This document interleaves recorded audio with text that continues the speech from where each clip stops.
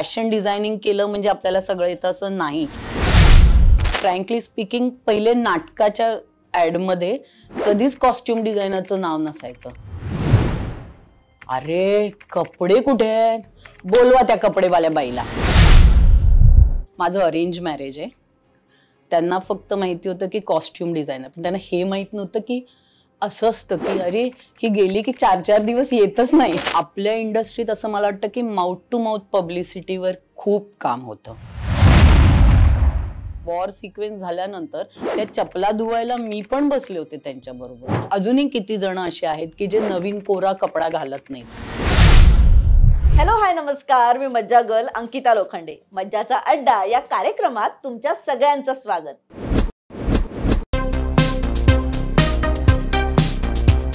Costume designer Purnima okay आज येणारे मज्जाच्या अड्ड्यावर. तारेवरची कसरत आणि कामातली मज्जा नक्की कशी असते आज जाणून घेऊयात मज्जाच्या अड्ड्यावर. चला तर मग सुरू करूयात तुमचा आमचा लाडका मज्जाचा अड्डा. सगळ्यात आधी खूप स्वागत मज्जाच्या अड्ड्यावर आणि थँक्यू सो मच इथे आलात. मला सगळ्यांना सांगायचं आहे की मज्जा डिजिटल अवॉर्डचं पहिलंच वर्ष होतं आणि आमची भेट झालेली आणि तेव्हा मला खरं तर कळलेलं की अरे बापरे, ही बाई इतक्या सगळ्या चित्रपटांसाठी कॉस्ट्युम करते. ताई खरंच खूप कौतुक आहे. आणि जेव्हा मी सगळ्या टीमला सांगितलं की आपण पूर्णिमा ओक यांचा इंटरव्ह्यू करतो, सगळे तेवढेच एक्सायटेड आहेत. कारण का आम्ही कलाकार, संगीत या सगळ्या क्षेत्रामधल्या कलाकारांचे इंटरव्ह्यू करतो. कॉस्ट्युम डिझायनरचा इंटरव्ह्यू कसा करणार हा खरं तर प्रश्न होता, पण हा केला पाहिजे आणि मज्जाचा अड्डा खरं तर एक नवीन पाऊल उचलतंय. So thank you so much. Thank you. काय चाललंय सध्या आयुष्यात? आणि मला माहिती आहे खूप मोठा चित्रपट सध्या वाटायला आलाय, काय सांगाल त्याबद्दल? आत्ता मी 2 खूप महत्त्वाचे आणि मोठे चित्रपट करते. एक तर नामदेव ढसाळांवरची एक फिल्म येते आणि त्याच्यासाठी खूप अभ्यास करायला लागतोय. आणि राजा शिवाजी रितेश सरांचं, त्यांचं सगळं सेकंडरी आणि सेकंडरी एव्हरीथिंग मी बघते. तर म्हणजे थकायला होत नाही, कारण खूप आवडतं काम आहे, पण खूप काम असतं. म्हणजे मला खूप वेळा सांगायला आवडेल लोकांना की जर आपण बघितलं की एक आपण म्हणतो मावळ्याचा ड्रेस, काय आहे त्याच्यात? अख्खा मावळ्याच्या ड्रेसला आपल्याला कमीत कमी 22 ते 23 मीटर कापड लागतं. अंगरख्याला 10 मीटर, 2.5 मीटर चुडीदारला, फेट्याला 8 मीटर, वेस्टबँडला 2.5 मीटर आणि ढालीला बांधतो ते 2 मीटर. हे आपण कॅल्क्युलेट नाही होत कधी, म्हणजे किंवा समजत नाही. आणि एवढे एलिमेंट्स आम्हाला त्यांना द्यायचे असतात. सो थोडं कठीण आहे, पण जे एन्जॉय करतात त्यांना खूप मजा येते त्याच्यात. अगदीच. पण आता बोलता बोललात की खूप अभ्यास करावा लागतो. जेव्हा नामदेव ढसाळ यांच्यावर चित्रपट येतो तेव्हा ती व्यक्ती कशी दिसायची इथपासून ते त्यांच्या आजूबाजूचे लोक कसे होते इथपर्यंतचा अभ्यास, हा अभ्यास किती इम्पॉर्टंट आहे आणि हा कसा करता तुम्ही? अभ्यास खूप खूप इम्पॉर्टंट आहे. म्हणजे आता तर खूप आपल्याकडे इंटरनेटमुळे खूप गोष्टी अवेलेबल आहेत, पण मला असं वाटतं महत्त्वाचं अजूनही सगळ्यांनी पुस्तकं वाचली पाहिजेत. त्यांचं बायोपिक, त्यांची लाईफ हिस्ट्री, मग आपल्याला कळतं. मग आपण स्क्रिप्टमध्ये केवढं घेतोय, तेवढ्या पोर्शनमध्ये त्यांना कोण कोण भेटले, बरं त्या काळात हे भेटलेत जे आपल्याला आत्ता वयाने म्हातारे माहिती आहेत, पण ते तरुणपणी कसे दिसत होते, ते चष्मा घालत होते का, शर्ट घालायचे का, आता कुर्ता घालतात पण तेव्हा शर्ट ट्राउझर्स घालत होते का, किंवा ते काय करायचे. मग त्या पद्धतीने त्यांच्या म्हणजे जसं कोणी पत्रकार आहे तर त्याच्याकडे पॉकेटला पेन असायलाच पाहिजे, त्याच्याकडे एक बॅग अशी असायला पाहिजे जी आता तेव्हा शबनम असायची, किंवा त्याच्यातल्या व्हरायटीज होत्या. कारण एक पेन, एक वही, कारण कुठेही जे तर तुम्हाला तर सगळ्यांनाच माहिती आहे, कुठेही गेलं तुम्हाला इंटरव्ह्यू घ्यायचा आहे, आता खूप सोयीचं झालं, तुम्ही ऑन करून तुम्ही रेकॉर्ड करू शकता, पण तेव्हा सगळं फक्त नोट केलं जायचं. मग त्या गोष्टी, मग तेव्हा किती त्यांना पैसे मिळत होते आणि त्याच्यातून ते काय करत होते, मग त्यांचं फुटवेअर कसं असेल, मग चष्मा असेल तर तो कसा असेल, मग काही पत्रकार जे खूप काम केल्यामुळे त्यांच्या चष्म्याचं झाड भिंगाचे झाले आहेत, मग त्या आपलं कॅरेक्टर जे तसं कसं दिसेल ऍटलीस्ट एलिमेंट्स मध्ये, तर हे सगळं पण बघावं लागतं. किंवा आता फ्रँकली स्पीकिंग अशा फिल्म्स ना तुमचं क्राऊड सुद्धा खूप इम्पॉर्टंट असतं. कारण जो पाठनं जातो तो माणूस आत्ताचा टी शर्ट घालून जाऊन नाही चालणार किंवा जीन्स घालून नाही चालणार. मग तो काय घालेल, कशाला तो कोपऱ्यात एक पानवाला बसलाय मग तो काय घालेल, त्याची पानाची टपरी आहे मग तो काय असे आहे, मराठी आहे का, कोण आहे, मग त्या पद्धतीने तो कपडे घालेल. मग हे सगळं पण त्या ह्याच्यात बघावं लागतं. म्हणजे नुसतं मेन कास्ट आणि मग क्राऊडला तुम्ही तुमचे शर्ट पॅन्ट घालून या आणि घाला असं नाही करू शकत for films like this. So तो सुद्धा अभ्यास. मग त्या काळात मुंबईतली लोक कशी होती किंवा साताऱ्यातली लोक कशी होती, मग त्या शोधायची, कोणाकडे जुने फोटो आहेत का बघायचे, आणि मग त्या पद्धतीने मग टोप्या घालण्याचे प्रकार होते. कोणी अशी घालतं, कोणी अशी घालतं, कोणी ती मंचर घालतं, कोणी म्हणजे कसे तेव्हा कसं होतं, कोणी नेहरूंना फॉलो करायचे, कोणी आंबेडकरांना फॉलो करायचे, मग त्या पद्धतीने ते त्यांचं स्टायलिंग करायचे. पण ते पहिला म्हणजे बरेच पिरियड चित्रपट तुम्ही केलेत, म्हणजे जे ऐतिहासिक आपण ज्याला म्हणतो, पहिला महाराजांवरचा चित्रपट कोणता केला आणि तेव्हा तयारी कशी होती? ऍक्च्युली पहिला महाराजांचं चित्रपटाच्या आधी मी सिरियल केली, राजा शिवछत्रपती, एंडिंगची, नितीन देसाईंची. ती सलग 2.5-3 वर्ष आम्ही शूट केलं. ते माझं पहिलं म्हणजे महाराजांच्या प्रती असं काम होतं. मग त्याच्यात सगळं म्हणजे इतिहास सगळा आहे त्याच्यात, महाराजांचा जन्मापासून ऑलमोस्ट मृत्यूपर्यंतचं. मग त्यातले कॅरेक्टर्स बापरे, म्हणजे रोज एक नवीन टास्क असायचा आम्हाला, की काय आता करणार आहे, काय कोण येणार आहे. मग ती श्रीमंत कसं आहे तेव्हा सुद्धा असं होतं ना, की श्रीमंत असले ना तरी खूप लार्जर देन लाईफ नाही जगायचे ते. त्या बायका सुद्धा घरात काम करायच्या, भाकऱ्या थापायच्या, जेवण बनवायच्या, जरी हाताखाली माणसं होती तरी सुद्धा. सो ते कसं असेल, मग अगदी डिटेलिंग, की मग तिच्या बांगड्या कशा असतील, मग ती काय काम करते तर ती अंगठ्या घालेल का नाही, मग तिच्या जोडव्या कशा असतील, मग ती पैंजण घालेल का, मग पैंजण त्या काळात कोण घालायचं आणि तोडा कोण घालायचं, मग मंगळसूत्र कसे असतील, मग ते पोतीचं असेल, ह्याचं असेल, मग 1 वाटीचं 2 वाटीचं, मग साडी कशी असेल, ब्राह्मणी नेसायची, गवळण नेसायची, मराठा नेसायची, हे सगळं बायफर्केशन करायला लागायचं. मग तिची चिरी असेल का, किंवा कुंकू असेल का, चंद्रकोर असेल का, मग ते कुठे लावेल, मग ती कानात काय घालेल, बुगड्या घालेल का, आणि मग अख्खा कान लावेल किंवा काय, असं इतकं डिटेलिंग करावं लागतं. पण मजा येते, मी परत परत सांगते, कारण मी खूप एन्जॉय करते हे काम. ताई, तुम्ही आता ऐतिहासिक पात्रांनी याचा सगळा उल्लेख केला, पण हे सगळं पात्र साकारत असताना ॲज अ कॉस्ट्युम डिझायनर म्हणून तुम्हाला कोणत्या गोष्टीचं भान ठेवावं लागतं? कारण बऱ्याचदा फायरबॅक होण्याची खूप शक्यता असते. तर मग अशा प्रसंगी तुम्ही कसं लक्ष ठेवता, कसं सांभाळून घेता प्रत्येक गोष्ट? सांगू, बॅकअपला मी खूप जास्त तयारी करते. हा मला सवय आहे पहिल्यापासून, की जर आपल्याला सांगितलं की हे पाहिजे, तर आपण स्क्रिप्ट वाचलंय तर आपल्याला वाटतं की हे पण येऊ शकतं, आपण तयारीत राहूया. हे खूप करते. माझ्या टीमला खूप काम असतं, कारण प्री प्रोडक्शनला पण असतं, शूटला तर असतं, पोस्टलाही असतं. मग ते धुतले गेले की नाही, आणि मग काय कापडं वापरायची, मग ती थोडी कापडं एक्स्ट्रा घेऊन ठेवायची, की लागलं तर पटकन सेटवर बनवलं, पण ती नुसती कापडं कोरी नाही ठेवायची, ती 2 वेळा धुवून ठेवायची, नाहीतर ते नवीन कोरं दिसतं स्क्रीनवर. आणि त्या काळात अजूनही किती जण असे आहेत की जे नवीन कोरा कपडा घालत नाहीत, ते एकदा धुतात आणि मगच घालतात. सो त्या काळात तर 100% असं नव्हतं.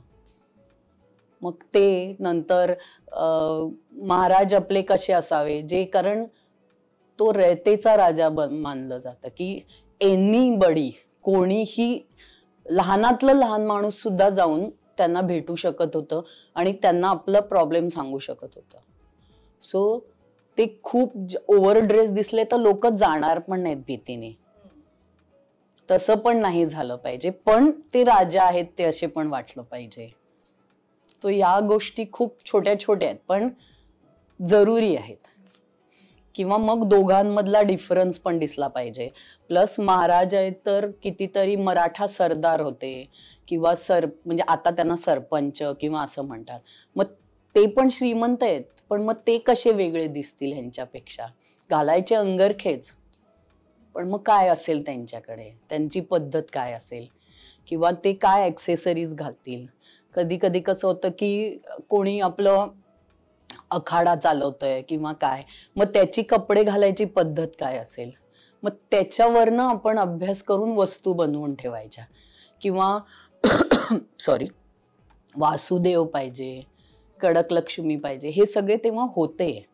सकाळी जोगवा मागायला यायचा, मग तो कसा असेल, मग त्याच्याकडे काय एलिमेंट्स आणि मग काय असतं, मग टाक आहे का, मग तो टाक कुठे वापरला गेला पाहिजे, मग कवड्यांची माळ, गोंधळी, हे ते म्हणजे छोट्या छोट्या खूप खूप आहेत. पण असं थोड्या थोड्या थोड्या करून ठेवलं तर आपल्याकडे आहे.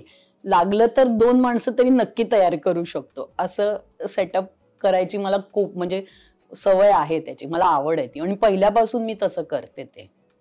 ताई, तुम्ही इतकं काम करताय, तुमच्या त्या बोलण्यातून कळतंय की खूप बारकाईने तुम्ही प्रत्येक गोष्ट सांभाळता आणि आता राजा शिवाजी चित्रपटापर्यंत तुम्ही पोहोचला. हा तुमचा संपूर्ण प्रवास. पण हे काम करण्याचं नक्की तुम्हाला क्लिक कुठे झालं, कुठून सुरुवात झाली? आणि ह्यालाच जोडून एक विचारेन की कुटुंबाकडून कसा पाठिंबा होता? कारण ह्या क्षेत्रात फुल टाईम काम करणं, स्थिर अस्थिर वगैरे आर्थिक परिस्थितीचं संपूर्ण बॅलन्स करणं, हा एकंदरीत तुमचा प्रवास कसा होता? थोडा जास्त वेळ जाईल हे उत्तर द्यायला, कारण थोडी मोठी स्टोरी आहे. ॲक्च्युली मी खूप म्हणजे मी 10वीत होते तेव्हा माझी एक मैत्रिणीची आई फार्मास्युटिकल्ससाठी काय म्हणतात ते मॉडेल कोऑर्डिनेटर होती. तर मी रिकामी घरी बसली होती, बोलली चल तिने माझे साध्या फोटो स्टुडिओत जाऊन 2 फोटो काढले होते आणि मला एक फार्मास्युटिकल ॲड मिळाली होती. ती ब्रुफेन वगैरे असे तसे टाईपचे MR घेऊन जातात ते. तर म्हणजे माझं लक आहे म्हणून हे सगळं सांगते, कारण लकीली एका फोटोशूटला विनय येडेकर फोटोग्राफर होते. म्हणजे पहिली सुरुवात थँक्स टू हिम, त्यांच्यामुळे मी या इंडस्ट्रीत आले. Second thanks to Suhita Thatte. त्यांनी विनय येडेकरांनी दामू केंकरे सर, त्यांनी ते एक सिरियल करत होते जैन धर्माधिकारी आणि ते सावल्या नावाची, ज्याच्यात भक्तिताई, दामू काका, राजन भिसे आणि मी असे आम्ही 4 जण होतो. तर त्या सिरियलसाठी ते एक मुलगी शोधत होते. तर विनय म्हणाला की मी कालच एका मुलीचे फोटो काढलेत, I think she will work for you. तर मला बोलावलं आणि मला अजिबात वाटलं नव्हतं की मला ते घेतील वगैरे, कारण काहीच माहिती नव्हती. तर त्यांनी सांगितलं हां करेक्ट आहे, ही माझी हेमा, ही पाहिजे असं म्हणून. आणि असं ते सिरियलचं शूटिंग सुरू झालं. मी 10वीची वेकेशनची गोष्ट सांगते ही सगळी. तर सिरियल सुरू झाल्यावर सुहिता थत्ते, जैन धर्माधिकाऱ्यांची मिसेस, त्या कॉस्ट्युम करत होत्या आणि त्या असं देबूदांना कॅमेरासमोर शर्ट आणून दाखवायच्या, देबू हा शर्ट चालेल नाही, त्याच्यात लाल आहे, ब्लीड होतंय, ओके कॅन्सल. म्हटलं हे काहीतरी इंटरेस्टिंग आहे जे मला करायचं, पण मला गाईड करणारं कोणी नव्हतं, कारण I come from very simple Marathi middle class family, ज्याच्यात सरळ माहिती आहे, BCom व्हायचं, नोकरी करायची, संसार करायचा, संपलं, म्हणजे सगळेजण असंच होतं असं. तर मी म्हटलं हे काहीतरी इंटरेस्टिंग आहे आणि मला करायला आवडेल, आणि लकीली मी इथे आले आहे. तर मग शोध कार्य कसं करायचं, फॅशन, मग मी वाचलं फॅशन डिझायनिंग करायला पाहिजे, म्हणजे पर्सनली आपल्याला शिक्षणासाठी. तर पण तो कोर्स 12वी नंतर होता, 10वी 12वी 11वी 12वी नव्हता. मग मी 12वी नंतर FY SY TY करता करता सायमल्टेनियसली फॅशन डिझायनिंगचा कोर्स केला. तोपर्यंत मी छोटे छोटे ऍक्टिंगचं करायचे, पण तिथे घुसताना करायचे की मला कॉस्ट्युम करायला द्याल ना असं. अशी मी हळूहळू त्या क्षेत्रात आले. म्हणजे विनय येडेकर, सुहिता थत्ते हे दोघही जणांना थँक्स आहे की त्यांच्यामुळे आज मी इथे आहे. असं. आणि घरची परिस्थिती, घरच्यांनी तर म्हणजे माझं अरेंज मॅरेज आहे. त्यांना फक्त माहिती होतं की कॉस्ट्युम डिझायनर, पण त्यांना हे माहित नव्हतं की असं असतं की अरे ही गेली की 4-4 दिवस येतच नाही. तर 4-4 दिवस काय, मोहिंजोदाडोला मी जानेवारी 20ला गेले भुजला, ते मे 25ला परत आले 5 महिन्यांनी. सो पण त्यांना कळून चुकलं होतं की हे वेगळं आहे आणि छान आहे, पण ती एन्जॉय करते. तर घरातल्यानी कधीच नाही, म्हणजे मी जेव्हा रादर त्या 5 महिन्यात आमचं नवीन घर झालं, त्या नवीन घरात सगळ्यांचं शिफ्टिंग झालं. शेजारी विचारायचे की तुमची सून आहे येणार आहे 2 महिन्यांनी येत. मी त्या घरात 2 महिन्यांनी गेले नवीन घरात. पण म्हणजे असं की माझ्या मिस्टरांना माहिती नव्हतं. आमचं लग्न ठरलं तेव्हा मी त्यांना म्हटलं की मला बोलायचंय की मला हे फील्ड सोडायचं नाहीये, कारण हे आता मला, हे माझं पॅशन आहे. म्हणले हो बिंदास, काहीच नाही. म्हणजे रादर मी एक म्हणजे अगदी लग्न झाल्या एक वर्षभरात एक इंग्लिश फिल्म केली आहे मी, द केस नावाची. तर त्याच्यासाठी आम्हाला गोव्याला 3 महिने राहायला लागणार होतं. मी इंटरव्ह्यू देऊन आले, तर ते म्हणाले हो तू कर, म्हणजे इंडियन पोर्शन तू कर असं. तर मी माझ्या मिस्टरांना म्हटलं मी नाही म्हणते त्यांना, मी 3 महिने नाही जाणार. ते बोलले नाही नाही, एवढं माइलस्टोन आहे तुझ्यासाठी, जा तू. सो तिथनच सुरुवात होती की सपोर्ट आहे, तू बिंदास जा आणि तू कर असं. आत्ताच जो एक मुद्दा निघाला की इंटरव्ह्यू देऊन आले, कलाकारांसाठी ऑडिशन असतं, सगळ्यांसाठी वेगवेगळे टप्पे असतात. कॉस्ट्युम डिझायनरसाठी इंटरव्ह्यू असतात की काय असतं, म्हणजे ही प्रोसिजर कशी असते? मला असं वाटतं की कॉस्ट्युम डिझायनरला म्हणजे असं जसं इंग्लिश फिल्म किंवा साऊथ फिल्म किंवा असं असलं तर इंटरव्ह्यू असतो, कारण काय केलंय काय नाही, बिकॉज त्यांना माहिती नसतं आपण काय केलंय. पण आपल्या इंडस्ट्रीत असं मला वाटतं की माउथ टू माउथ पब्लिसिटीवर खूप काम होतं की येस बाबा ह्या बाईबरोबर काम केलं आणि ही करते चांगलं. तो माणूस पुढे दुसरीकडे काम करतो तो पहिलं विचारतो की हिला घ्यायचंय का, आणि मग आमचं सगळं पटलं गणित की मग पुढे सरकतं, असं होतं. पण इंटरव्ह्यू असतात, कॉस्ट्युम डिझायनरला पण असतात. पण आता आपली इंडस्ट्री आणि बॉलिवूडमध्ये काम करताना काही फरक जाणवतो? नाही, हॉलिवूडला जाणवतो. नाही, बॉलिवूडला आपलं नाहीये. मराठी आणि हिंदी ऑलमोस्ट सेम आहे. फक्त म्हणजे मराठीला आपल्याकडे जर 2 रुपये बजेट असेल तर त्याच वस्तूला त्यांच्याकडे 25 रुपये असतं. सो तुमच्याकडे खूप ब्रीदिंग स्पेस असते की तुम्ही काय कराल हे वगैरे. पण मला असं वाटतं की दोन्ही इक्वली इम्पॉर्टंट होतं, कारण जर मराठीमध्ये आपण हे करू शकतो तर तिकडे पण करूच शकतो. म्हणजे जास्त पैसे असतील तर कोणी करू शकतं, तो काही प्रॉब्लेम नाहीये. पण मराठीमध्ये सुद्धा असं नाहीये की एकदम ब्रीदिंग स्पेसच नाही, असं नसतं. कारण आता मला असं वाटतं की आत्ताचं जे नवीन डिरेक्टर प्रोड्युसर सगळे येतात ते जाणतात की किती खर्च होतो आणि they value for everything. It is not only for artist, it is for costumes also. तेवढंच इम्पॉर्टंट आहे असं. जसं आता नाच ग घुमामध्ये वगैरे पण किती तो आम्ही पैठणीचे केलेले जॅकेट्स केवढे तरी फेमस झाले, आणि मग ते प्रॉपरली मधुगंधा आणि शर्मिष्ठानी कसं प्रमोशन केलं त्याचं. सो ते पण आम्हाला पाठीवर थाप आहे ना त्याची. मॅम माझा असा प्रश्न आहे की आत्ता सध्याच्या घडीला म्हणजे चित्रपटांमध्ये मालिकांमध्ये कॉस्ट्युम डिझायनिंग खूप इम्पॉर्टंट आहे, पण जेव्हा सुरुवात झालेली चित्रपटांची त्यावेळेला हे कॉस्ट्युम डिझायनिंग होतं का, किंवा तेव्हा कसं केलं जायचं, याबद्दल थोडक्यात प्रेक्षकांना जाणून घ्यायला आवडेल. हो, पहिलं मराठीत फार कमी होतं असं मला वाटतं, म्हणजे जी मला माहिती आहे त्याच्यावरनं सांगते. तर कारण खूपदा काही आर्टिस्ट स्वतःचे आणायचे आणि म्हणजे छोटे छोटे रोल्ससाठी असायचे वगैरे ते, आणि बाकी मेन कास्टसाठी बऱ्यापैकी घेतलं जायचं. किंवा कधी मी असं ऐकलंय की काही वेळा ते प्रोड्युसर्स आर्टिस्टना सांगायचे की मग ते त्यांना आवडणाऱ्या गोष्टी घेऊन येऊन करायचे. पण हिंदीमध्ये होतं डे 1 पासून कॉस्ट्युम्स आहेत, पण खूप कमी लोकांना त्यांची माहिती आहे. किंवा म्हणजे खूप साऱ्या डिझायनर्स आहेत ज्या आशा पारेख वगैरे मॅम बरोबरच्या किंवा ह्यांच्या केल्या, मग त्यांचे ब्लाउजेस, त्यांच्या साड्या, त्याच्यावरच्या ॲक्सेसरीज, तर ते सगळं तर त्याच करायच्या. आणि मला असं वाटतं की म्हणजे मला पर्सनली असं वाटतं की मला भानू अथ्थया त्यांनी हे डेझिग्नेशन आणलं everywhere, not only in Hindi, in Marathi, in serials also, की हे कॉस्ट्युम डिझायनर हे एक वेगळं डेझिग्नेशन आहे आणि ते त्यांनी म्हणजे ते असायला पाहिजे आणि ते करतात. असं मराठीमध्ये नंतर आलं, खूप नंतर आलं, पण होतं त्यांच्यामध्ये पण होते. पण त्यांच्यामध्ये बऱ्याचदा कसं असायचं, आपल्या मराठीमध्ये खूपशे ड्रेस दादा पण त्या काळातले असे चांगले होते की ज्यांना ज्ञान होतं त्याचं, पण टेक्निक म्हणजे म्हणतात ना तुम्ही, त्याचं सर्टिफिकेट नव्हतं त्यांच्याकडे, पण त्यांना व्हिज्युअली खूप छान कळायचं बिकॉज ऑफ एक्सपिरियन्स, की खूप नाटकं बघितली आहेत, खूप लोकांबरोबर त्यांनी काम केलंय, त्याच्यामुळे त्यांना कळायचं की अरे हां, हे त्यांना छान दिसेल किंवा हे स्क्रीनवर पण छान दिसेल, असं ते खूप करायचे.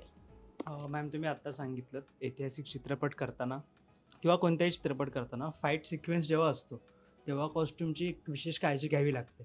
तर तो एखादा प्रसंग आहे का की जिथे तुम्हाला असं वाटलं क्विक काहीतरी केलं पाहिजे, ड्रेस फाटलाय किंवा काय झालंय, त्यावेळी काय होतं? हो, आता तर आम्ही स्क्रिप्ट वाईज म्हणजे करतो की आम्ही 1+2 1+3 ठेवतो, की जे फाटला मेन तर लागतंच, म्हणजे की तो फाटला आणि मग त्याचा एखादा सीन राहिला असेल तर चांगला कॉस्ट्युम पण लागतो. मी एक जिगर नावाची फिल्म केली होती, तेव्हा मला एक्सपिरियन्स खूप कमी होता. लक्ष्मीकांत बेर्डे आणि कविता लाड अशी ती फिल्म आहे, कुमार सोनींनी डिरेक्ट केली आहे. त्या फिल्ममध्ये म्हणजे माझं ज्ञान कमी आणि मग डिरेक्शनची कॉर्डिनेशन पण डिरेक्शन टीम बरोबर नव्हतं झालं माझं, तर त्यांनी सांगायला विसरले की या फाईटमध्ये जो शर्ट लक्ष्मीकांत बेर्डेनी घातलाय तोच सेम शर्ट आपल्याला फाईट मास्टरला द्यायला लागेल आणि आता परवा शूट आहे आणि तो शर्ट पाहिजे. तर मी कूल होते, कारण मी ज्या दुकानातनं गेले होते त्याच्याकडे गेले, तुम्हाला हाच शर्ट सगळे संपलेत. म्हणलं काय? तो म्हणाला हो. म्हटलं मोठा साईज दे, डबल मोठा दे किंवा छोटे 2 दे, मी जुळवून त्याला काहीतरी करीन. तो म्हणाला नाहीच आहे. मला खूप टेन्शन आलं. म्हटलं आता मी काय करणार आहे? तर माझा मावस भाऊ सेम शर्ट घालून आला त्यांनी त्याच दुकानात. त्या दिवशी आईकडे मी बसले होते, म्हणलं आई काय आता करणार आहे माहिती नाही. मग मी कापड शोधणार होते की सेम मिळालं तर मी शर्ट बनवू. त्याला म्हटलं उतरव, हा शर्ट मला हवाय. म्हणजे असं. पण आम्ही युजली बॅकअपला गोष्टी घेतो की आता तर स्क्रिप्ट वाचल्यामुळे आपल्याला कळतं की आता इथे फाईट सिक्वेन्स आहे किंवा किती वेळा पावसाचे सिक्वेन्स असतात, तर त्यांचे ड्राय सिक्वेन्ससाठी तुम्हाला कपडे लागतात. मग इमिजिएट तर ड्राय होऊ नाही शकणार, जरी खराब नाही झाले ते कपडे तरी ओले आणि सुख्याचा फरक लागतो ना, मग त्याचं 1+1 ठेवावं लागतं. मग त्यांचं तर सगळं फुटवेअर पासून हेडगिअर पर्यंत सगळंच 1+1 ठेवायला लागतं. पण कधी असं झालंय का की कलाकारांना विशेषतः सांगावं लागलंय की बाबांनो जरा नीट कॉस्ट्युम वापरा, कारण का एक सीन झाल्यानंतर समजा शेवटचा सीन रात्री आहे किंवा संध्याकाळी आहे, तर खूप टाइम आहे तिथे, तर कॉफी सांडू शकते, जेवणाचे डाग पडू शकतात, तर तिथे किती स्ट्रिक्ट राहावं लागतं सेटवर? हो, म्हणजे फ्रँकली स्पीकिंग म्हणजे सिनियर जे आर्टिस्ट आहेत ते बरोबर घेतात, कारण त्यांना माहिती आहे. आणि माझ्याकडे एक सिस्टम आहे, जसं हेअर कटिंगचा एक एप्रन लावतात ना, तो माझ्या सगळ्या फिल्म्समध्ये माझ्याकडे असतोच. जेवायला बसलं की लावून यायचं, की म्हणजे मला राजा शिवाजीला वगैरे सगळी आली ही लाळेर लावायला आली आम्हाला आली, म्हणजे ते म्हणले की अरे आम्ही नाही सांगणार. म्हटलं तुमचा प्रश्न नाही, कोणी दुसऱ्याने धक्का दिला आणि ते सांडलं तर मला तो डिफिकल्ट होऊन जाईल ती गोष्ट. पण असं झालंय की नेक्स्ट शॉट आहे आणि आर्टिस्टची एका कॉफी पूर्ण सांडली आणि पूर्ण व्हाईट ड्रेसला एवढा मोठा डाग. तर म्हणजे आता काय करायचं. मग आम्ही पटापट घेतला, इमिजिएट वॉश, मग ते त्याच्यावर जे ब्लीच टाकून आला बिला सगळं करून स्वच्छ करून. मग भीती अशी होती की तो ड्रेस आहे ना एवढाच पोर्शन पांढरा दिसत होता कारण तो एक्स्ट्रा व्हाईट धुतला गेला, बाकीचा हे तसाच राहिला, कारण आम्ही कॉन्सन्ट्रेट त्याच्यावरच केलं ना फक्त. मग आता काय करायचं. मग आम्ही काय नाही केलं, असं एक फोल्ड केलं, एक बारीक शिलाई मारून टाकली त्याच्यावर आणि मग आर्टिस्टना रिक्वेस्ट केली की फार हलू नका, असाच पाय ठेवायचा. मग आम्ही मॉनिटरवर बघायचं, नाही नाही रेष दिसते रेष दिसते असं करायचं. मग ते ऍडजस्ट करायचं. त्यांनी पण आर्टिस्टनी पण केलं ऍडजस्ट. पण असं होतं. आमच्या अंगरखे तर कितीतरी फाईटमध्ये सोडा असेच चालतायत तर टेबलला अडकून ट्रंकेत अडकून असे खर फाटले जातात. किती जण तर अंगरखा नाडी बांधतात, मग ज्युनियर्स मध्ये मग कधीतरी वॉशरूमला वगैरे गेले किंवा जरा चेंज म्हणून काढून ठेवले, परत घालताना ते आमच्याकडे येऊ शकत नाही कारण त्यांनी काढलं हे आम्हाला सांगायचं नसतं. मग कुठलीही नाडी कुठेही बांधून ते येतात आणि आम्ही म्हणतो हा माणूस वेगळा कसा दिसतोय आपल्याला, पण त्यांनी भलतेच कडे काहीतरी बांधलेलं असायचं. तर ते पण खूप आम्हाला बघायला लागतं. किंवा पगड्या घालतात, मग लंच ब्रेकमध्ये त्याची उशी म्हणून वापर करतात, मग ती अशी चपट होते. म्हणजे ब्रेकच्या आधीचा शॉटमध्ये अशी मस्त पगडी आणि नंतर अशी चिपटलेली पगडी. मग लक्षात यायला लागलं की लंच ब्रेक झाला की काय काय काढून घ्यायचं आपण परत, की जेणेकरून त्या वस्तू हे करता येणार नाहीत. पण तसं नाही, मोठे म्हणजे जे सिनियर आहेत ज्यांना माहिती आहे ते कित्येकदा फेटे पण नाही काढत लंचमध्ये सुद्धा, कारण त्याची एक लय असते ना, ती बॉर्डर तिथेच आली पाहिजे हे असते. पण बाकी खूप जण पण आहेत जे कट म्हटलं की असं काढून टाकून देतात, मग परत ते सगळं तसंच्या तसं सेट करा. पण मला माहिती आहे हा स्वभाव की हा पटकन काही बोलणार नाही किंवा ठीक आहे होऊ दे. पण एक पॉइंट येत असेल ना सेटवर की ते खूप चिडचिड होत असेल, कारण का अशा पद्धतीचे चित्रपट जेव्हा आपण करतो तेव्हा इतका ताफा असतो लोकांचा, इतकी कंटिन्युटी चेक करायची असते, इतके मावळे किंवा इतका क्राऊड असतो, किती टेम्परवर कंट्रोल करावं लागतं आणि तेव्हा तुम्ही काय करता? खूप खूप. मी एक असंच किस्सा म्हणजे सावरकर, वीर सावरकर बाबूजींची फिल्म मी केली. आमची एक सभा होती, सावरकरांची सभा, आणि त्याच्यात सगळेजण ब्लेझर बिझर, आणि आम्हाला तो टर्फ क्लब 6 वाजेपर्यंत कसाही शूट संपून द्यायचा होता. सो सकाळी 4 वाजता माझी सगळी टीम 1,500चा क्राऊड आम्ही रेडी करत होतो.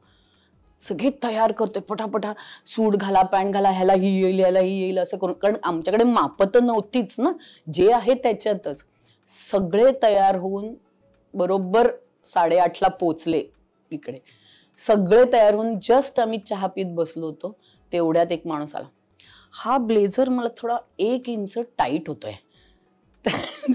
तेव्हा असं झालं, माझा ड्रेसमन तो दमला होता विचार. तो म्हणला इधर तुम नहीं दिखने वाला, तुम्हारा ब्लेझर दिखने वाला, तुम जा इधर. पण असं होतं, कारण असं वाटतं अरे नाही रे जाऊ दे, तो 1 इंचाने तुला नाही काही फरक पडणार आहे, असं होतं असं आमचं. पण I don't know, maybe I am born like that, की मी खूप शांत आहे. म्हणजे असं मी म्हणते, माझी टीम नाही म्हणत, पण खूप असं हे नाही करत की ठीक आहे आधी पहिलं सोल्युशन काढूया, लेट्स फिनिश दिस, आणि मग आहेच मग मी तुमच्या बरोबर काय करायचं ते. कारण तेव्हा मला असं वाटतं की तेव्हा जो टाइम वेस्ट होतो ना आर्ग्युमेंटमध्ये, त्याच्या बदली सोल्युशन काढलं आणि शूट कॅरी झालं, पुढे कंटिन्यू झालं, तर तिथे झालंय ते हो दे, आता ये तू, मग कोणी केलं, मग का केलं, मग असं झालं, मग तसं झालं, असं ते. पण राहावं लागतं शांत. मॅडम, तुम्ही खरं तर अनेक ऐतिहासिक चित्रपटांमध्ये कॉस्ट्युम डिझायनिंगची भूमिका पार पाडलेली आहे, पण असा कोणता एखादा चित्रपट होता की ज्याच्यामध्ये तुम्हाला दबाव निर्माण किंवा काही अडचण निर्माण झाली होती कॉस्ट्युम डिझायनिंग करताना? मी म्हणे दबावपेक्षा कॉस्ट्युम करण्यासाठी मला रमा माधव नावाची फिल्म ती थोडी टफ गेली. टफ अशासाठी की पेशव्यांचा काळ होता, बायका चारी सुंदर, पण प्रत्येकाचं टेम्परामेंट वेगळं. तशा टेम्परामेंटच्या त्या सुंदर दिसल्या पाहिजेत, पेशवे पण पेशवे वाटले पाहिजेत, त्याचा जो आब आहे सगळ्या लोकांचा ते तसं असायला पाहिजे. तर ते थोडं दडपण आलं होतं. ऑफकोर्स मृणालताईंनी खूप मला हे केलं, पॅसिव्ह केलं, पण तरी सुद्धा त्याचं टेन्शन खूप आलं होतं मला. कारण एकतर कसं आहे की तो सगळा ब्राह्मण समाज, मग त्यांच्या साड्यांच्या पद्धती, त्यांच्या साड्यांची पोत, त्या घालणारे ब्लाऊज, त्यांचे घालणारी jewellery, it should be different to Raja Shivchhatrapati. A B is त्या चारी सुंदर बायका सुंदर पण दिसल्या पाहिजेत, पण त्यांचा जो ऑरा आहे तो पण दिसला पाहिजे. म्हणजे गोपिकाबाईचा अख्ख्या शनिवार वाड्यावर राज्य होतं, सो तिचा एक स्वतःचा हे इगो होता की येस ती मोठी आहे, आणि म्हणजे इगो नव्हता की असं काय म्हणतात ते पॉवर होती तिच्याकडे ती. सो ती पॉवर मृणालताईमध्ये दिसणं, आणि म्हणजे तिचा एवढा सुंदर सोज्वळ चेहरा आणि तो दिसणं. त्याचबरोबर आनंदीबाईचं तिचा एक वेगळा प्रॉब्लेम की ती सुंदर वेगळ्या कारणासाठी दिसायला बघत होती, आणि मग तिच्याकडे असलेल्या वस्तू ज्या सगळ्यांपेक्षा खूप वेगळ्या असायला पाहिजे, कारण तिचा अर्धा वेळ तिचे दागिने साड्या ह्याच्यामध्येच जायचा. नंतर गोपिकाबाई पार्वतीबाई जी सोज्वळ होती खूप, सगळ्याच दिसायला सुंदर पण सोज्वळपणा तिच्यात असलेली. मग आपली रमा जी सगळ्यात सुंदर पण यंग, आणि ती कशी वेगळी दिसेल, आणि तिचे कपडे आणि ह्या चारी बायकांच्या साड्या प्रत्येकीच्या वेगवेगळ्या कशा वाटतील, मग त्यांचे दागिने काय असतील किंवा काय असं. तर ते थोडं डिफिकल्ट होतं मला. ताई, एक विचारेन की अड्डा सुरू झाल्यापासून तुम्ही इतकं सांगता, इतके बारकावे कॉस्ट्युम डिझायनरला पाहावे लागतात, छोट्या मोठ्या गोष्टी बघाव्या लागतात. खरं तर कलाकार सुंदर दिसतोय पडद्यावर हे तुमच्यासारख्या लोकांमुळे दिसतोय, तर हे ॲप्रिशिएट करण्यासारखं आहे. तर मला असं विचारायचं आहे की तुमच्या कामाच्या तुलनेत इंडस्ट्रीमध्ये ओव्हरऑल कॉस्ट्युम डिझायनरला कमी महत्त्व दिलं जातं असं वाटतं? आता नाही. आताच जे गेला एक 10 वर्षाचा काळ मी बघते ना, तर त्याच्यात म्हणजे पूर्वी कसं असायचं माहितीये का, की सगळं ठरलं, उद्या आता शूटिंगला जायचंय वगैरे वगैरे, अरे कपडे कुठे आहेत, बोलवा त्या कपडेवाल्या बाईला, असं असायचं. सो आता तसं नसतं. सगळे डेझिग्नेशन आधी आले की नाही, त्यांच्या लुक टेस्ट, मग काय कमी जास्त, आणि मग पहिलं होतं की पहिले क्रेडिट्स किंवा फ्रँकली स्पीकिंग पहिले नाटकाच्या ॲडमध्ये कधीच कॉस्ट्युम डिझायनरचं नाव नसायचं. ओनली नेपथ्य, लाईट आणि आर्टिस्ट एवढंच असायचं. पण आता देतात. प्रसाद खांडेकरची मी आत्ता त्यांचं नाटक करते, तर त्याच्यात प्रॉपर वेशभूषा असं नाव दिलं जातं, आणि त्याचं खूप बरं वाटतं की निदान पुढचं जनरेशन येतंय त्यांना तर काही प्रॉब्लेमच नाही आहे असं. मॅम, माझा असा प्रश्न आहे की कॉस्ट्युम स्टायलिस्ट आणि कॉस्ट्युम डिझायनर यात खूप मोठी तफावत आहे. पण कॉस्ट्युम स्टायलिस्ट जे आहेत ते सुद्धा आता कॉस्ट्युम डिझायनरचंच काम करतात किंवा तीच भूमिका घ्यायला पाहतायत, ती भूमिका घेऊ पाहतायत. तर यामुळे चित्रपटसृष्टीतलं किंवा सिनेविश्वातलं काही गणित बदललंय का, असं तुम्हाला वाटतं का? तुम्ही काय सांगा? फ्रँकली स्पीकिंग हो, असं मला पर्सनली वाटतं. असं त्याचं कारण काय माहिती का, मला जो समज झालाय की stylish is more of sourcing, आणि costume designer is more of creating a character. हा मेजर डिफरन्स आहे.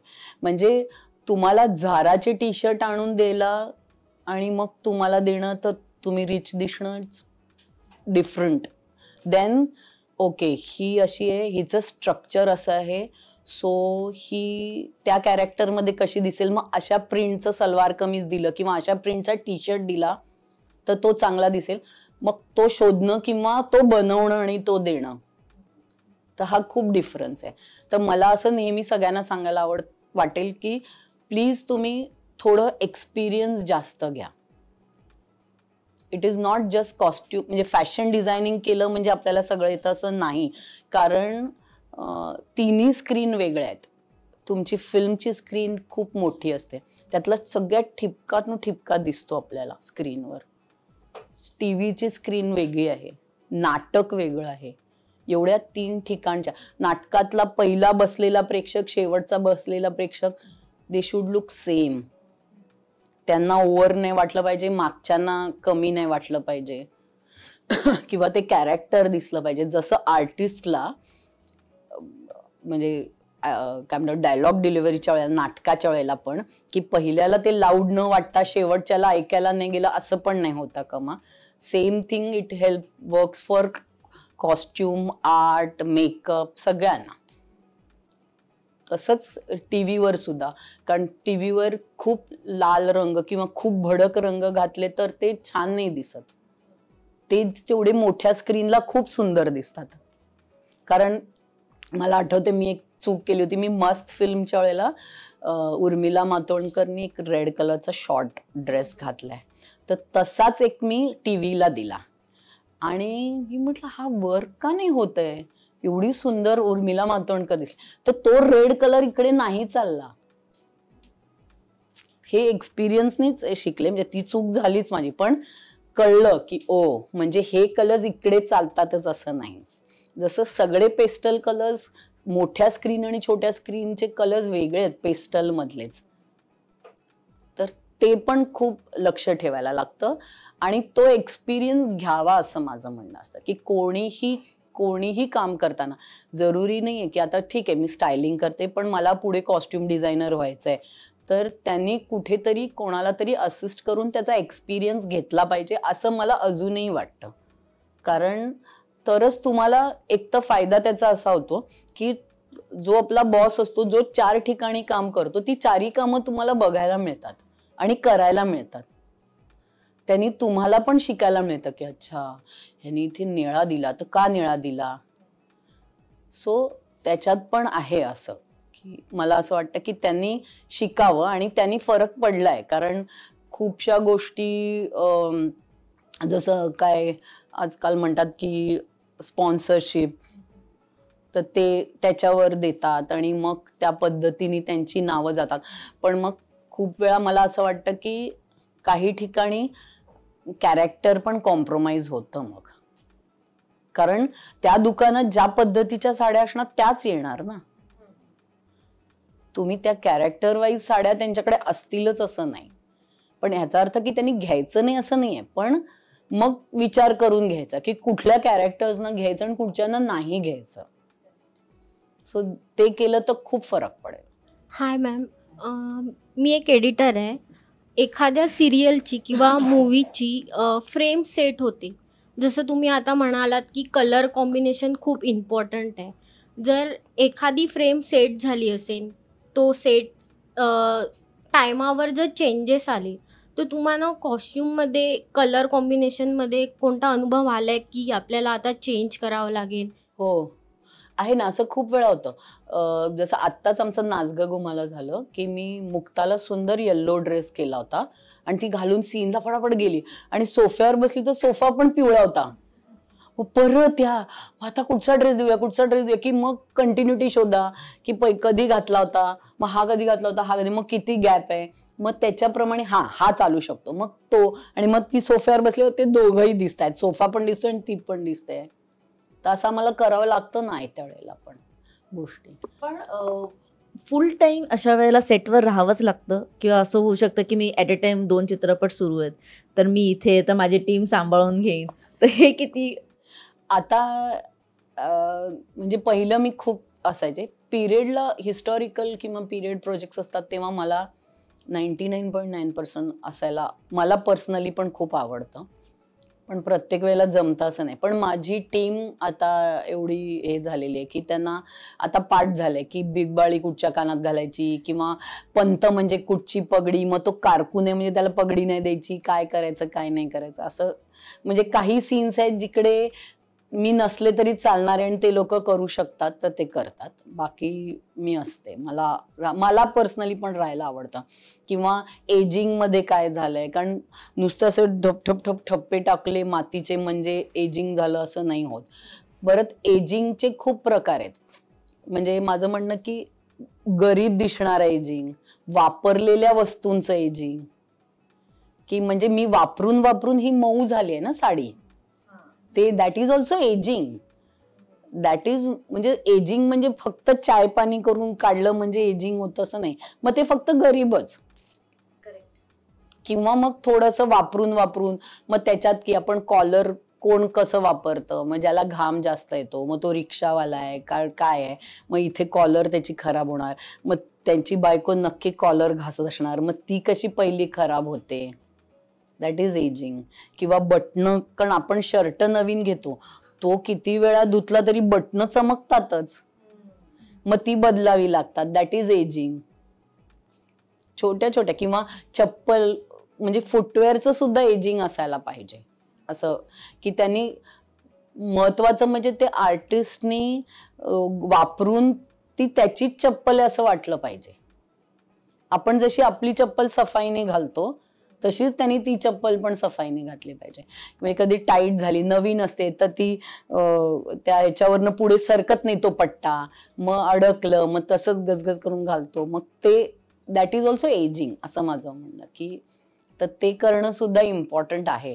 आणि ही सगळी कामं असतात कॉस्ट्युम डिझायनरला. म्हणजे आम्ही राजा शिव छत्रपतीचं आमचं वॉर सिक्वेन्स होता, पावसात होता, आणि वॉर संपली, सगळेजण गेले.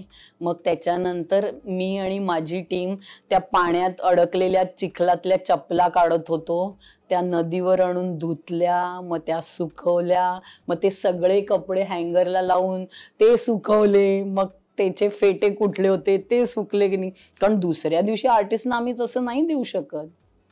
तर त्याच्यानंतर सुद्धा आम्हाला खूप काम असतं.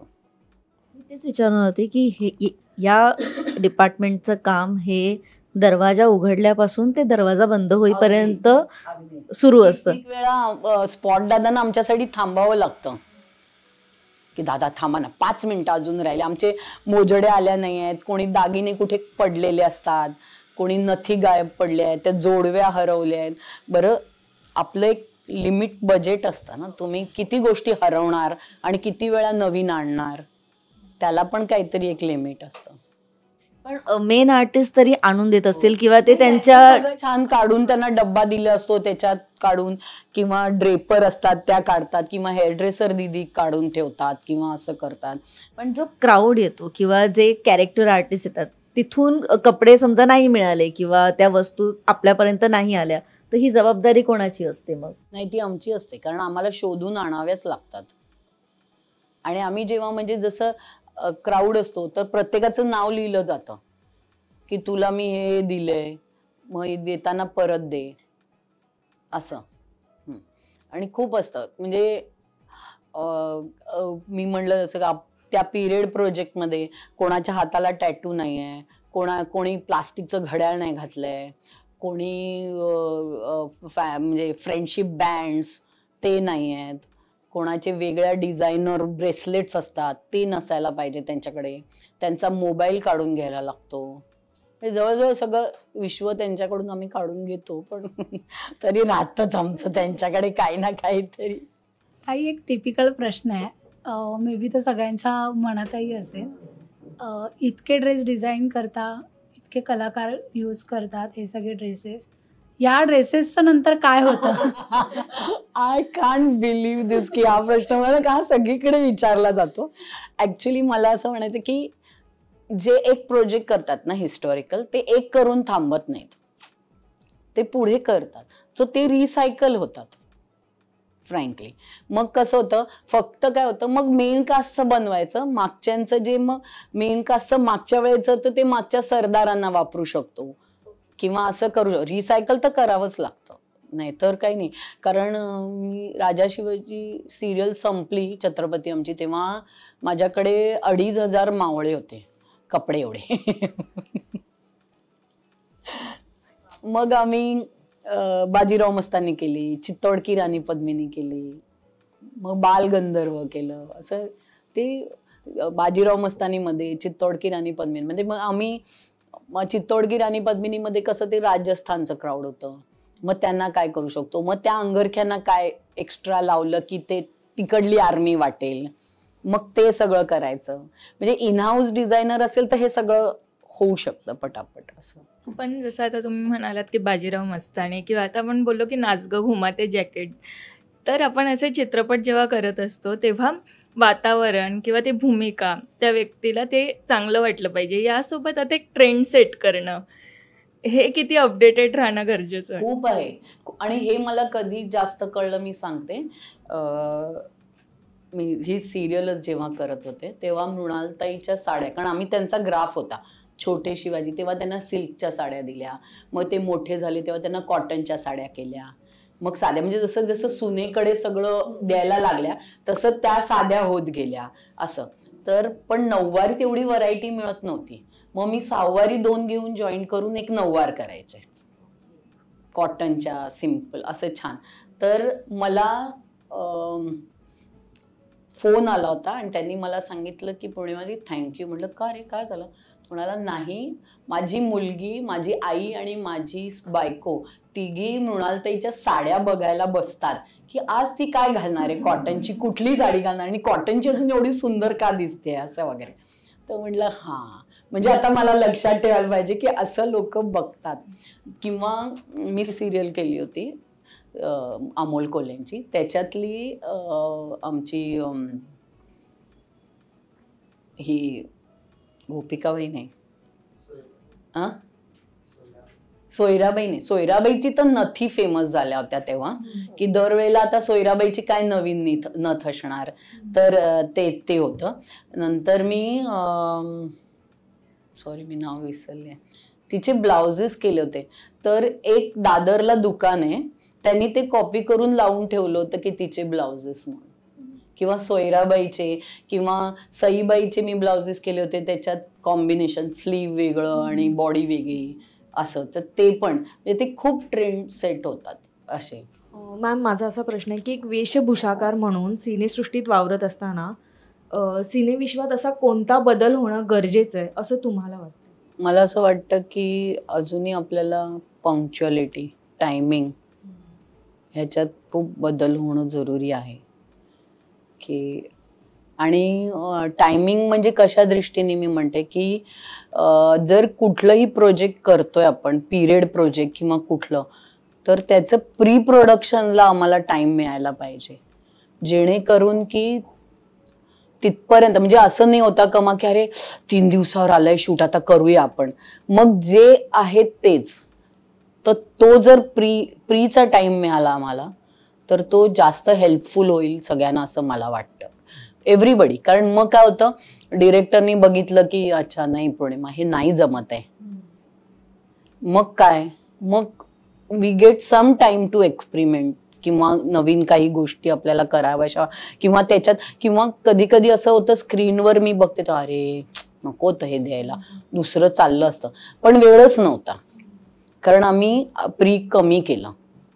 तर कॉस्ट्युमला प्रीचा टाइम मिळाला पाहिजे, कारण एजिंग वाईज मी म्हटलं तसं ही हा टाइम अजूनही मला असं वाटतं की थोडा जास्त मिळाला तर जास्त बरं होईल. हॅलो मॅम, तुम्हाला तुमच्या करिअरमध्ये अभिनेता या अभिनेत्रीकडून असा कोणता बेस्ट कॉम्प्लिमेंट मिळाला आहे जे तुम्हाला अजूनपर्यंत इन्स्पायर्ड करतं, असं जे अजूनपर्यंत आठवणीत आहे तुमच्या?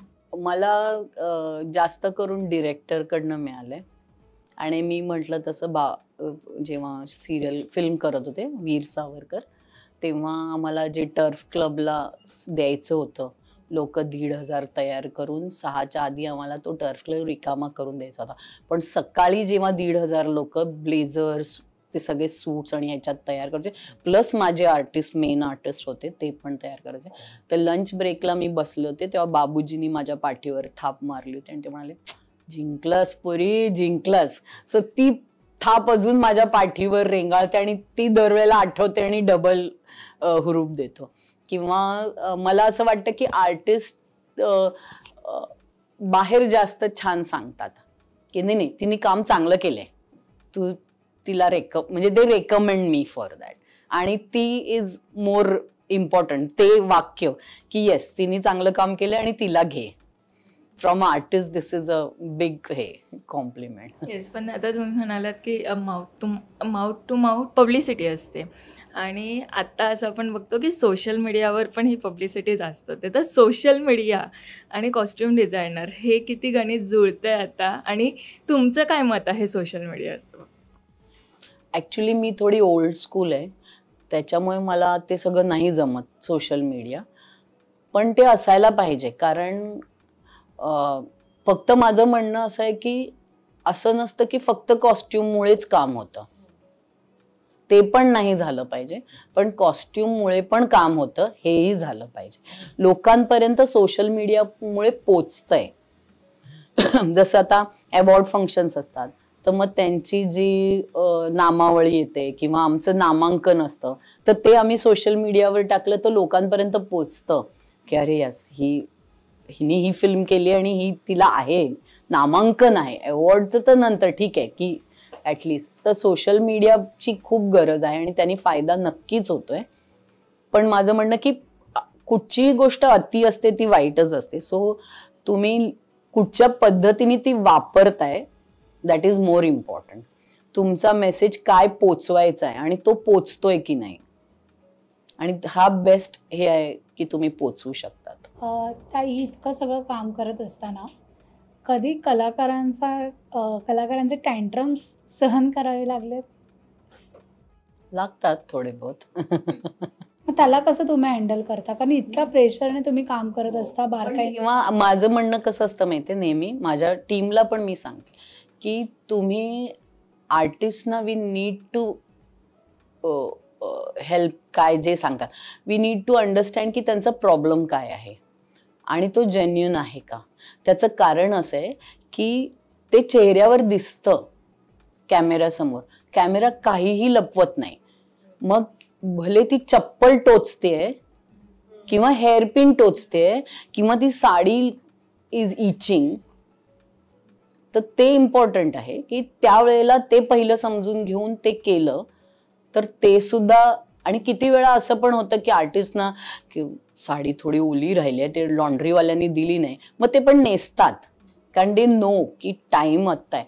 So it's a give and take always, की त्यांना सांगितलं ते करतात, आम्हाला सांगितलं आम्ही करतो, असं आहे. तर असतं म्हणजे काही आर्टिस्टचं असतं, त्याला काही हे नाही. काही जणांचं कम्फर्ट झोन बघायला लागतो की अच्छा हे त्यांचं कम्फर्ट आहे, तर त्या पद्धतीने आपण काम केलं तर they are happy and we are also happy. पण कधी एन मोक्यावर असं झालंय की हा कॉस्ट्युम मला नाही घालायचा, तुम्ही याला पर्याय शोधा? हो, मग शोधतो आम्ही. याच फेसने शोधतो. कारण त्यावेळेला कसं आहे की आम्हाला काय दिसत असतं की प्रोड्युसरचा टाइम जातोय आणि त्यांचे पैसे जात आहेत त्याच्यात. तर आत्ता आपण काहीच न बोलता पहिलं काम सुरू करूया, मग मे बी आपण बोलूया की का नव्हतं आवडलं किंवा काय झालं होतं, मग आपण त्याच्यात काय चेंजेस करायचे, असं करतो आम्ही. एक अगदीच पर्सनल प्रश्न आहे, म्हणजे मला माहिती ना हा अड्ड्यावर विचारला पाहिजे की नाही, पण जेव्हा एखादा कॉस्ट्युम डिझायनर आपल्या कुटुंबात असतो तेव्हा कोणताही लग्न समारंभ असू दे किंवा तो फोन येतात आधी की पौर्णिमा काय घालू ग, असं येतं? हो आहे. किती जणी साड्यांचे फोटो पाठवतात, ह्याच्यावर ब्लाऊज काय घालू, मग निळा माझ्याकडे नाहीये, मग कशाला, मग पिवळा, बरं मग निळ्याचे 4 ऑप्शन असतील तर ते पण टाकून फोटो पाठवतात की ह्यातला निळा कुठला घालू. किंवा असं नाही, कारण त्यांना असं वाटतं की येस हिला कळतंय तर हिला विचारूया, आणि तेवढा हक्क दाखवतात ते आपल्यावर, आणि तेवढं असायला पण पाहिजे असं मला वाटतं. पण कुठे काम करायला जास्त मजा येते, मालिका की फिल्म्स? फिल्म्स. तुम्ही, मला असं वाटतं की फिल्मचं कसं, मालिका पण आवडतं कारण ते चॅलेंजिंग आहे खूप, रोज नवीन काहीतरी आहे त्याच्यात, असं असतं. फिल्मचं कसं मला माहिती आहे स्टार्ट टू फिनिश हे आहे, मग त्याच्यात थोडं बहुत 19-20 की कधी वाटलं की अरे याचं चांगलं आहे, मग अजून थोडं काही सीन्स वेगळ्या पद्धतीने घेतले किंवा लोकेशन चेंज झालं, असं काही होऊ शकतं. सिरियलला कसं तुला रोजचा एक नवीन टास्क असतो, सगळ्यांनाच असतो त्या टीमला सिरियलच्या A to Z. म्हणजे जसं आम्ही आता मी तुळजाभवानी करते, मग त्याच्यात देवीचं रूप, त्याची कितीतरी रूपं, मग ते अप्रूव्ह करून घेणं किंवा म्हणजे की कसं आहे की चॅनलना पण त्यांना पण पाहिजे असतं ना की ते छान दिसून त्याचा TRP वाढेल आपोआप. तर इट्स गुड फॉर एव्हरीबडी. मी नेहमी म्हणते की फिल्म, सिरियल, नाटक काही असलं ना तरी इट्स अ टीम वर्क. कोणी एकामुळे होत नाही. Of course captain of the ship लागतो, त्याच्याशिवाय काहीच होऊ शकत नाही. पण सगळ्यांनी मिळून सगळ्यांनी काम छान केलं तर ते आपोआप दिसतं. म्हणजे कसं होतं, कधी कोणी फक्त मेकअप छान केला पण कॉस्ट्युम घाणेरडे घातले किंवा कॉस्ट्युम चांगले गेले, हेअरस्टाईल बकवास केली तर सगळं विस्कटतं. किंवा साड्या नेसवल्यात चुकीच्या, कोणाचे पाय दिसतायत, लेगिन्स दिसतायत, काय दिसतंय, तर अगेन इट्स म्हणजे काय फेलियर की अरे नाही हे नाही. तर असं नसतं की मी ते सांगते, मी नितीन सरांकडे ते शिकले, नितीन देसाईंकडे. कुठलंच काम नाही, आम्ही आर्टचं पण काम करतो, कॉस्ट्युमचं पण करतो की जिकडे कपडे लागतात, ढोलाला लावलंय कापड किंवा लोड काहीतरी नवीन करायचंय किंवा असं, तर ते करतो आम्ही. कारण मजा असते, पण करायला पाहिजे की हे काम माझं नाही, हा आर्टवाल्याला पाठव, त्याला पाठव, असं नाही करत आम्ही. म्हणजे ती स्कूल नाहीये माझी. मगाचपासून हा अड्डा सुरू आहे आणि इतकं शिकायला मिळालं आम्हालाही की इतके बारकावे असतात, इतक्या साड्यांचे प्रकार असतात, इतक्या दागिन्यांचे प्रकार असतात. हे आम्ही बघताना अरे ही छान नाही दिसत आहे, ही छान दिसते, ही एक कमेंट करून आम्ही मोकळे होतो. किंवा कमेंट सेक्शनमध्ये जे येतं ना की कपडे जरा चांगले हवे होते, हे बोलायला फार सोपं असतं. पाठीमागची जी मेहनत असते ती फार कमी लोक बघतात आणि या अड्ड्याने कदाचित लोकांना एक वे मिळेल की हां ठीक आहे, इतकंही काम होतं. मगाचपासून हा अड्डा सुरू असताना मला हे विचारायचं आहे की आता जेव्हा हे सगळं तुम्ही सेट करून ठेवलं आहे किंवा काय म्हणतात, आता मला माहिती आहे की मला कामाने काम मिळतं आहे, पण एक असते ना इच्छा की मला या दिग्दर्शकाच्या चित्रपटात कॉस्ट्यूम करायचे किंवा या दिग्दर्शकासोबत मला काम करायचं, असा दिग्दर्शक कोणता आहे? मला मराठीत सतीश राजवाड्यांबरोबर काम करायचं, त्यांच्या फिल्मसाठी काम करायचं. मला त्यांचं खूप आवडतं. मला खूप रिअलिस्टिक काम करायला आवडतं जास्त देन की, म्हणजे तो माझा बाज आहे बेसिकली असं, तर त्याच्यात खूप आवडेल. आणि एक इंग्लिश फिल्म करायची आहे, तर बघूया कसं प्रोसेस आहे ते. अगदी एक शेवटचा प्रश्न की हल्लीचे जे यूथ आहे त्यांना रंगसंगती कळली किंवा त्यांना फॅशन सेन्स जर चांगला असेल तर त्यांना असं वाटतं की मी फॅशन डिझायनर किंवा स्टायलिस्ट बनू शकते. हे एक मिथ आहे की आता जे इंस्टाग्रामवर खूप रील व्हायरल होतात, खूप कॉन्टेंट क्रिएटर आलेत की ही ब्लॅक जीन्स तुम्ही या 5 शर्टसोबत स्टाईल करू शकता आणि त्यांना मिलियन्स ऑफ मिलियन व्ह्यूज आहेत आणि लोक त्यांना फॉलो करतात, त्यांचे रील सेव्ह करून ठेवतात, फॉरवर्ड करतात. पण हा अभ्यास किती महत्त्वाचा आहे हे जेव्हा आता जी एखादी पिढी किंवा एखादा जरी एक विद्यार्थी हा इंटरव्ह्यू बघत असेल तर त्याला काय सांगाल की जेव्हा फॅशन डिझायनिंगमध्ये उतरायचं असेल तर ही कामं करायची तयारी ठेवायची? सगळी कामं करायची. एकतर म्हणजे कॉस्ट्युम डिझायनर आहे तर मी कॉस्ट्युम डिझायनर आहे म्हणून सेटवर चप्पल पडली आहे तर ती मी उचलायची नाही असं नाही. म्हणजे ड्रेस दादा या चप्पल उचला असं नाही, मी उचलते आणि घेऊन जाते. तो आपल्या कामाचा भाग आहे. एरवी तुम्ही पर्सनल त्यांना बूट नका घालू, चप्पल नका घालू, पण कॉस्ट्युम रिलेटेड गोष्टी म्हणजे आम्ही जेव्हा मी म्हटलं तसं वॉर सिक्वेन्स झाल्यानंतर त्या चपला धुवायला मी पण बसले होते त्यांच्याबरोबर. आणि ते पाहिजे, कारण नाहीतर आपल्याला अंदाज पण येत नाही की आपलं काय हरवलंय, काय आहे. उद्या मला फेस करायचंय ते सगळं की अरे काल जसं आम्ही तुकाराम फिल्म केली चंद्रकांत कुलकर्णींची, तर आमचा 700चा क्राऊड होता आणि आम्ही त्या कोपऱ्या बनवल्या, त्या मांजरपाटाच्या चांगल्या दट्ट्या म्हणतात तिकडे साताऱ्याला. जेव्हा पॅकअप झालं तेव्हा आमच्याकडे फक्त 300 उरल्या होत्या. 400 कोपऱ्या लोक घालून गेले होते कारण त्याच्यावर त्यांनी झब्बा घातला आणि ते निघून गेले. धोतर सोडून दिलं, त्यांचा लेंगा घातला किंवा त्यांचं धोतर असेल तर आम्ही ज्यांचं धोतर होतं त्यांना आम्ही दिलं नव्हतं, असं केलं होतं. तर जेव्हा मोजलं मग दुसऱ्या दिवशी आमचं काय काम होतं, ज्युनियर आर्टिस्ट होतं त्याचा झब्बा आमची कोपरी आहे परत दे असं आम्हाला करायला लागत होतं. तर माझं म्हणणं की जेवढं हे काय म्हणतात ते फॅन्टसीचं वर्ल्ड आहे ना, तेवढं हार्डवर्क जास्त आहे. There is no day and night. इथे तुम्हाला घरातनं निघायचं आहे, घरी पोचायचं तुमच्याकडे टाइम नाही आहे. नाईट शिफ्ट लागतात, डे शिफ्ट लागतात, तुमचे टायमिंग्स चेंज होतात. जसं मी आजचा दिवस माझा फिल्म केली, आमचं 22 दिवस शूट होतं, त्यातले 20 दिवस नाईट शिफ्ट होत्या. म्हणजे मी डे शिफ्ट म्हणजे माझं जवळजवळ टायमिंग आपलं जसं म्हणतात ना इंडिया आणि ह्याचं तसं होतं, तसं झालं होतं की पण दिवसा आम्हाला मुंबईतली कामं होती ते आम्ही करतच होतो. सो असं नसतं की मी काल 12 वाजता आले तर मी सकाळी 9 नाही 10 नाही 11 वाजता येईन. नाही, सकाळी 6 वाजता जावंच लागतं. पण ते करायला पाहिजे तरच पुढे तुम्ही सरकता असं मला वाटतं. प्रत्येक गोष्ट आपण बंदूकवर ठेवून करू शकत नाही. पण त्याचबरोबर कधी कधी बोलायला पाहिजे तेव्हा बोललं पाहिजे. पण उगाच आता मला नाहीच जमणार आणि मी येणारच नाही किंवा रात्री मग आता मला उशीरच झाला मग आईच सोडत नाही बाबाच सोडत नाही, ही अशी कारणं काहीही चालत नाहीत. Show must go on. तुम्ही काही असेल तरी तो काम, माझं नेहमी म्हणणं असं की कोणामुळे काम नाही थांबलं पाहिजे. बरं तुला माहिती की तुला उद्या उशीर होणार आहे किंवा काय, तर आदल्या दिवशी थोडी तयारी करून ठेवायची की ड्रेस दादा वगैरे सगळी आपली टीम आपल्याला मदत करतेच किंवा इव्हन डिरेक्शन टीम आपल्याला मदत करते. तर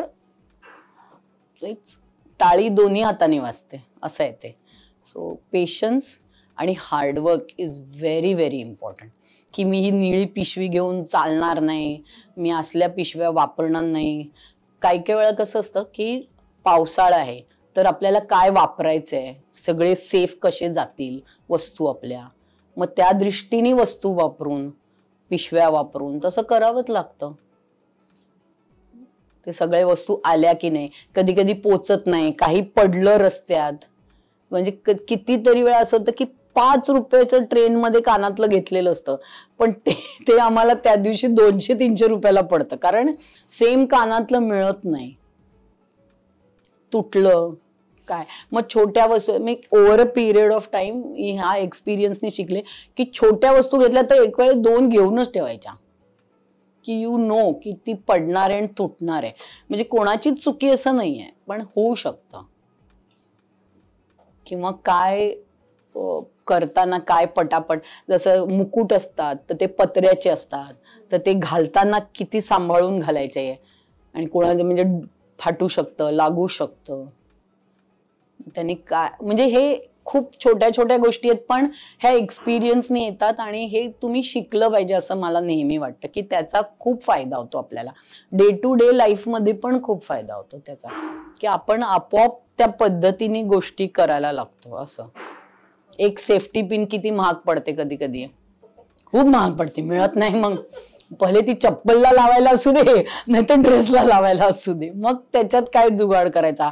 किंवा कोणाला नंतर वाटलं की अरे ह्याचा गळा थोडा लो आहे तर मग त्याचं काय करू शकतो ते लक्षात येतं की अच्छा असं असं केलं तर ते दिसणार नाही, परत तो ड्रेसचा भाग पण वाटला पाहिजे. बापरे, म्हणजे ऐकूनच दमायला होतं. तर ही प्रोसेस किती चॅलेंजिंग आणि प्रेशराईज असेल याचा अंदाज इथे बसलेला सगळ्यांनाच आला असेल. हा अड्डा बघताय तर सगळ्यांनाच आला असेल. पण ते खरंच हॅट्स ऑफ, कारण या जगात राहून आम्ही कधी महाराज नाही बघितले. आम्ही जे फोटोमध्ये पाहतो, आम्ही जे चित्रपटात पाहतो, आमच्यासाठी ते महाराज आहेत. हां, त्यांनी हे घातलं असेल, आम्ही ते भोळा विश्वास असतो आमचा की हां त्यांनी हेच घातलं असेल तेव्हाही. पण हे तुमचं चॅलेंज आहे प्रेक्षकांना ते पटवून द्यायचं की नाही महाराज असेच होते. आणि ते इतक्या चांगल्या पद्धतीने, इतक्या शुद्ध भावनेने की तिथे कुठे धक्का नाही लागला पाहिजे आणि प्रेक्षक नाराज नाही झाले पाहिजेत. सो थँक्यू सो मच चित्रपटांना इतकं सुंदर बनवल्याबद्दल. कारण का आम्ही इमॅजिन नाही करू शकत की कलाकार उभे आहेत आणि त्यांनी घरचे कपडे घातलेत.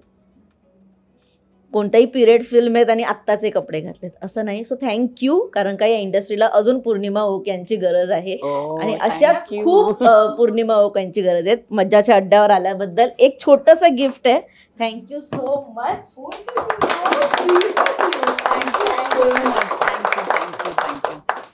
मला पण तुम्ही बोलावलं त्याच्याबद्दल खरंच धन्यवाद. आणि मला खूप आनंद झाला की हिनी ठरवून स्पेसिफिकली तुम्ही पडद्यामागच्या लोकांची गोष्टी लोकांपर्यंत पोचवायचा प्रयत्न करतात.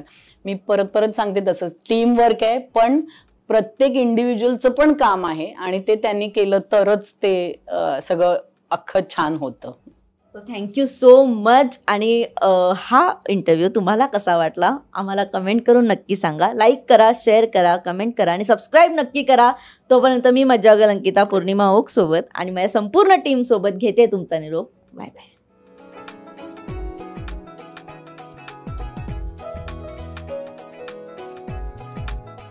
मराठी चित्रपटसृष्टीमधील latest update, original web series, shows, गाणी आणि एंटरटेनमेंटसाठी आमच्या चॅनलला सबस्क्राईब करा आणि बेल आयकन दाबायला विसरू नका.